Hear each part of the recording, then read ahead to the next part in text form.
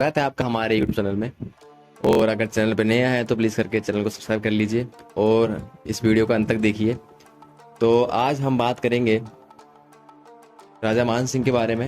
राजा मान सिंह के बारे में बहुत लोगों को पता है, पर कुछ लोगों को पता है भी नहीं। उनके बारे में सिर्फ इतना बताया गया है कि वो गुलाम थे अकबर के, और अकबर के सेनापति थे, और इससे ज़्यादा कुछ नहीं। और उन्होंने कुछ किया नहीं, और वो अकबर के अधीन हो गए थे, वो डरपोक थे। और ना ही हमें किताबों पढ़ने को मिला है, क्योंकि पता ही है आपको हमारा इतिहास लिखा ही किन लोगों ने है, बताएं कैसे, इनके अच्छे कैसे बता सकते हैं। और ना ही हमें सोच के बारे में बताया गया है, ना ही मान सिंह पे कोई आज तक कोई शो बना है जिससे बताया जा सके। तो आज हम बात करेंगे मान सिंह के बारे में। तो बता दें कि आपको मान सिंह जी का नाम जन्म 21 दिसंबर 1550 को राजस्थान के आमेर, जो कि अभी जयपुर है, उसमें हुआ था। और उस समय आमेर मुगल साम्राज्य के अधीन था। तो देख लीजिए, इनका जन्म ही मुगल साम्राज्य के अधीन हुआ था। तो फिर और बता दें कि आपको इनके संतान का नाम राजा बाहू सिंह था, कुंवर जगत सिंह था, कुंवर दर्जन सिंह था, और कुंवर हिम्मत सिंह था। और इनकी जीवन संगिनी का नाम सुशीलावती बाई था, मुनावरी बाई, बीबी मुबारक और कनकावती था। और इनके पिता का नाम भगवान दास था, माता का नाम रानी भगवती बाई था, और इनका धर्म हिंदू था। तो राजा मान सिंह आमेर के कछुआ और राजपूत राजा थे। कछुआ राजपूतों के बारे में आपको पता ही होगा, और उन्हें मान सिंह प्रताप के नाम से भी जाना जाता है। राजा भगवान दास इनके पिता थे। वह अकबर की सेना के प्रधान सेनापति थे। इन्होंने आमेर के मुख्य महल का निर्माण कराया था। महान इतिहासकार कर्नल जेम्स टोड ने लिखा है कि भगवान दास के उत्तराधिकारी मान सिंह को अकबर के दरबारों में श्रेष्ठ स्थान मिला था। बता दें कि आपको ये अकबर के 9 रत्नों में से एक थे। मान सिंह ने उड़ीसा और असम को जीतकर उनको बादशाह अकबर के अधीन बना दिया था। अब आप देख ही रहे होंगे कि इन्होंने उड़ीसा और असम तक को जीत लिया था। मतलब कितने महान, कितने बड़े योद्धा होंगे ये। तो आगे देखते हैं क्या होता है। मान सिंह ने उड़ीसा और असम को तो जीत लिया था, बादशाह अकबर के अधीन कर दिया था। राजा मान सिंह से भयभीत होकर काबुल को भी अकबर की अधीनता स्वीकार करनी पड़ी। काबुल जो कि अफगानिस्तान में है, वहां तक इन्होंने अपने झंडे गाड़े हैं। अपने इन कार्यों के फलस्वरूप मान सिंह बंगाल, बिहार, दक्षिण और काबुल का शासक नियुक्त हो गए थे। ठीक है, राजा मान सिंह और बता देंगे आपको इन्होंने कितने महल करवाए हैं, वो सब आपको हम बताएंगे। और कर्नल जेम्स टोड जिन्होंने ये किताब लिखी है, उनके द्वारा बताया गया है। और आप बता दें कि हमको और आपने बस इनके बारे में जाना है कि ये महाराणा प्रताप के साथ युद्ध में थे, और इनके बारे में आपको इनके ज़्यादा पता नहीं है कि महाराणा प्रताप से इन्होंने युद्ध किया। बता दें कि आपको सिर्फ इन्होंने एक ही युद्ध हारा है, वो भी सिर्फ वीर शिरोमणि महाराणा प्रताप के साथ। वो भी हारना भी चाहिए, क्योंकि वीर शिरोमणि महाराणा प्रताप से आखिरकार कौन जीत सकता था। तो फिर भी इन्होंने, देख लीजिए, फिर भी इन्होंने बाकी सब युद्ध जीते हैं। और हल्दी घाटी के युद्ध के बारे में पता ही होगा आपको कि ये चले गए थे, तो वो कहानी तो आपको पता ही होगा। तो अब हम बात करते हैं इनके बारे में कि जब एक दिन की बात है, जब अकबर बीमार हो गया था, मतलब भयानक रूप से बीमार था। तो मान सिंह को लगा कि अब ये मरने की आशंका में है। तो उन्होंने खुसरो को, जो कि अकबर का ही था भाई, खुसरो को मुगल सिंहासन में बैठाने के षड्यंत्र का जाल उठा दिया। उनकी ये चेष्टा दरबार में सबको पता चल गई थी, और बंगाल का शासक बनाकर भेज दिया गया। उनके चले जाने के बाद खुसरो को कैद करके कारागार में डाल दिया गया। ठीक है, मान सिंह बहुत चतुर थे और दूरदर्शी थे। वह छिपे तौर पर खुसरो का समर्थन करते थे। मान सिंह के अधिकार में 20,000 राजपूतों की सेना थी, इसलिए बादशाह प्रकट रूप में उसके साथ शत्रुता नहीं की, क्योंकि बादशाह भी कोई पता है कि राजपूत भले उनके अंडर हो, पर उनकी सेना बादशाह की सेना से भी खतरनाक थी, इसलिए। और अकबर ने 10 करोड़ रुपए देकर मान सिंह को अपने अनुकूल बना लिया था। कुछ इतिहासकार ये बोलते हैं, पर ये सब बेकार बातें हैं। अकबर शासन में जब राजा भगवान दास पंजाब के सूबेदार नियुक्त हुए, तब सिंध के पार सीमांत प्रांत का शासन उनके कुंवर मान सिंह को दिया गया। जब 30 वर्ष में अकबर के सौतेले भाई मिर्जा मोहम्मद अकीम की, जो कि काबुल का शासन करता था, की मृत्यु हो गई थी, तब मान सिंह ने आज्ञानुसार फुर्ती से काबुल पहुंचकर वहां के निवासियों को शासक के निधन के बाद उत्पन्न लूटपाट से निजात दिलवाई, और उसके पुत्र मिर्जा अफरासियाब और मिर्जा कंकुवाद को राज्य के अन्य सरदारों के साथ लेकर वे दरबार में आए। अकबर ने सिंध नदी पर कुछ दिन ठहरकर कुंवर मान सिंह को काबुल का शासनकर्ता नियुक्त किया। इन्होंने बड़ी बहादुरी के साथ रूसानी लुटेरों को, जो विद्रोह पूर्वक खेवर के दर्रे को रोके हुए थे, का सफाया कर दिया। तो राजा बीरबल सवाल प्रांत में यूसुफ जई के युद्ध में मारे गए, जो कि ये भी राजा बीरबल के बारे में आप लोग जानते होंगे। ये भी अकबर के 9 रत्नों में से एक है। और जैन का कोका और अकीम अबुल फतेह दरबार में बुला लिए गए। तब यह कार्य मान सिंह को सौंपा गया। अफगानिस्तान में जाबुलिस्तान के शासन पर पहले पिता भगवान दास नियुक्त हुए। बाद में उनके पुत्र कुंवर मान सिंह काल में आमेर की उन्नति संपादित, बहुत बड़ी उन्नति की है मान सिंह के काल में आमेर ने। राजा भगवान दास की मृत्यु हो जाने के बाद उनके पुत्र मान सिंह राजगद्दी पर बैठे। मान सिंह ने शासनकाल में आमेर राज्य ने बहुत बड़ी उन्नति करी। मुगल दरबार में सम्मानित होकर मान सिंह ने अपने राज्य का विस्तार किया। उनके अनेक राज्यों पर आक्रमण करके जो संपत्ति लूटी थी उसके द्वारा आमेर राज्य को शक्तिशाली बना लिया। धौला राय के बाद आमेर जो एक मामूली राज्य समझा जाता था, मान सिंह के समय वही एक शक्तिशाली विस्तृत राज्य हो गया। भारत के इतिहास में कछवाओं अथवा कुशवाओं को सूरवीर नहीं माना गया, पर राजा भगवान दास और मान सिंह के समय कछवाओं लोगों ने सूतन से समुद्र तक अपने बल पराक्रम और वैभव की प्रतिष्ठा की थी। मान सिंह यो अकबर की अधीनता में जरूर था, पर उसके साथ काम करने वाली राजपूती सेना बादशाह की सेना से कई अधिक शक्तिशाली थी।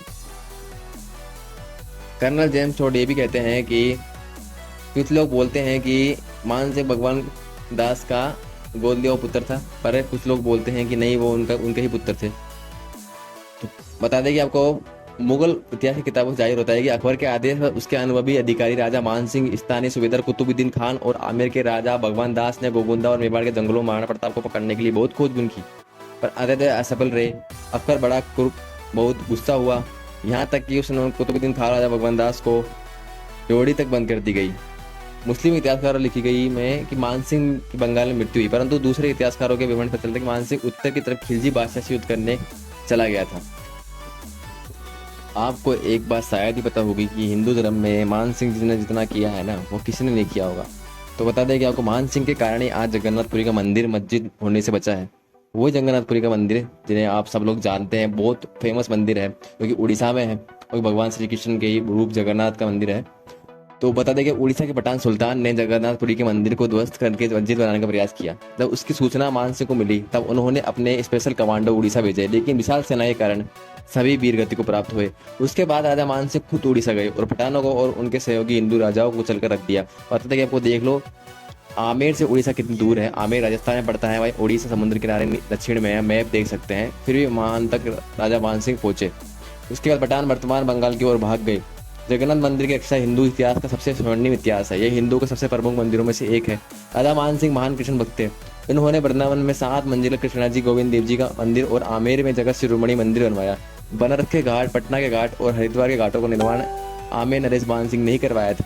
इतने मंदिर मध्यकाल से पूर्व धर्मांतरण मुसलमानों ने तोड़े थे, वह सारे मंदिर मान सिंह जी ने बनवा दिए थे। लेकिन औरंगजेब के समय मुगलों का अत्याचार बढ़ गया और हिंदू मंदिरों का भारी नुकसान हुआ।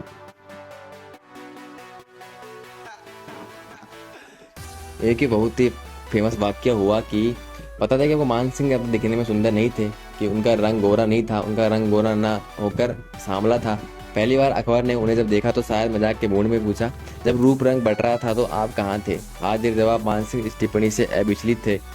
बोले, जहाँ पना तब मैं बुद्धिमानी और बहादुरी लेने चला गया। एक पंक्ति के इस सटीक जवाब के ने अकबर जैसे को भी आमेर के इस राजपुरुष की काउंटर बीट का अमृत बना दिया था। खैर, लुब्बे लुवा में मुगल सेनापति के रूप में उनके सफलताओं ने राजा मान सिंह को आजीवन प्रचुर यश और दंड दिया। अगर मान सिंह प्रथम असफल रहे होते तो ये बस महज मेवाड़ के मोर्चे पर ही, अन्यथा इस विलक्षण योद्धा ने अकबर के साम्राज्य के विस्तार के लिए क्या नहीं जीता। अपने पिता माँ भारमल और पिता भगवान दास के साथ युवावस्था से अनेक युद्धों में भाग लेने का अनुभव इनके खाते में था ही। पूर्व उत्तर भारत में जहाँ सुदूर बंगाल, उड़ीसा और असम तक का इलाका इसी सेना के कारण मुगल सल्तनत में आ सका, वहीं पश्चिम में पंजाब और अफगानिस्तान, उत्तर में कश्मीर, दक्षिण पूर्व में उड़ीसा, सब जगह मान सिंह भेजे गए और मुख्य सेनापति के तौर पर इन सब प्रांतों के छोटे बड़े विद्रोही को दबाकर मुगल परचम फहराने में सफल रहे। राजा मान सिंह के चरित्र का एक और पहलू इनकी अपनी संस्कृति धर्म के प्रति एक निष्ठ प्रतिबद्धता थी। हिंदू धर्म के कुछ अप्रतिम चिन्हों और विग्रहों को सुरक्षित लाकर आमेर में स्थापित करने में मान सिंह प्रथम सदा उत्सुक रहे। जयपुर वाले तो सब जानते होंगे कि बता दें कि आपको कि विद्याधर पर हमने टिप्पणी में इस बात की जानकारी दे दी गई है कि कैसे पूरी बंगाल के जैसोर से राजा मान सिंह कंस की शिला को आमेर लाए थे, जिससे शिला देवी काली का विग्रह उत्कीर्ण हुआ। आमेर के जगह शिरोमणि मंदिर में स्वयं मीरा द्वारा सेव्य कृष्ण मूर्ति स्थापित है। इससे राजा मान सिंह की धर्मपरायणता पर बात करते हुए याद करने की तब शासक केवल अपने लिए और किले ही महल ही नहीं बनवाते थे, बल्कि जनसामान्य जनता के लिए मंदिरों, तालाबों, बावड़ियों, धर्मशालाओं, पाठशालाओं आदि सार्वजनिक उपयोग की संपत्तियों के बनाने पर भी ध्यान देते थे। राजसमंद से सांसद और भूतपूर्व राज्य राजघराने के सदस्य दिया कुमारी ने भी लिखा है कि राजा मान सिंह का युद्ध हिंदुत्व और सनातन धर्म के लिए एक चुनौती था। मंदिर तोड़े जा रहे थे, भारत में धर्मांतरण हो रहा था हिंदू राजा कमजोर होते जा रहे थे, साथ ही अपने राज्य बचाने के लालच में अपना धर्म तक बदल रहे थे। राजा मान सिंह ने न केवल हिंदुओं को मुस्लिमों द्वारा मुस्लिम धर्म अपनाने से रोका, बल्कि उन्होंने मुगल दरबार में अपनी शक्ति बढ़ा ली थी। इस वजह से मुगल शासकों ने हिंदुओं के खिलाफ कोई आदेश नहीं दिया था। उन्होंने वाराणसी, वृंदावन, बंगाल, बिहार, काबुल, कंधार, आमेर, जयपुर सहित पूरे भारतीय मंदिरों का निर्माण और जीर्णोद्धार किया। इनमें आमेर की शिला देवी, सांगानेर के सांगा बाबा, चांदपोल में हनुमान मंदिर, हर की पौड़ी, हरिद्वार में माँ गंगा मंदिर शामिल है। माँ गंगा मंदिर को मान छत्री के नाम से जाना जाता है। इन्होंने वाराणसी, दसवां घाट और विश्वनाथ भगवान शिव के महान मंदिर का पूर्ण निर्माण कराया।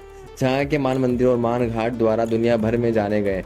जहांगीर ने अपनी आत्मकथा में इस मंदिर का उल्लेख इस प्रकार किया है: मेरे पिता अकबर ने मंदिर के निर्माण के लिए मुगल खजाने से 10 लाख रुपए खर्च किए थे और 1 लाख रुपए खुद राजा मान सिंह ने दिए थे। जगन्नाथपुरी को उन्होंने अफगानों से मुक्त कराया और उसका पुनरुद्धार किया।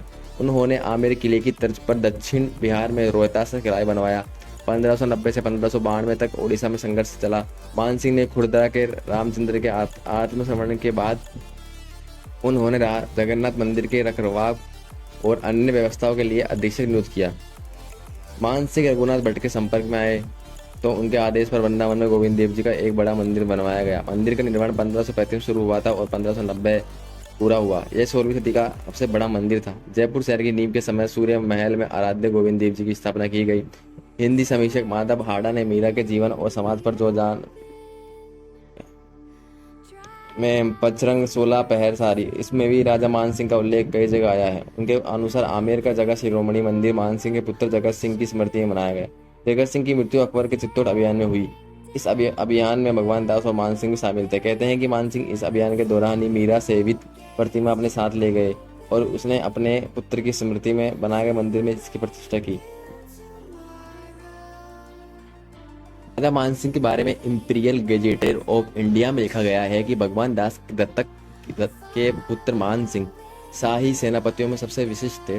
मान सिंह ने उड़ीसा, बंगाल और असम में युद्ध लड़े और एक अवधि में बड़ी कठिनाइयों के साथ उन्होंने काबुल के प्रशासक के रूप में अपना अधिकार बनाए रखा। उन्हें बंगाल, बिहार और दक्कन की सुविधारी देकर पुरस्कृत किया गया, पर एक सेनानायक की सारी सैन्य शक्ति, उसकी अब तक की उपलब्धियां, उसकी अतः धन दौलत और दीनदयाली में फैले उसके प्रचंड राजनीतिक वर्चस्व का प्रभामंडल एक निष्प्रभ किंतु सिद्ध संत के बस एक ही वाक्य के सामने कितना तुच्छ, कितना नीचा और कितना महत्वहीन और कितना निस्सार पड़ गया।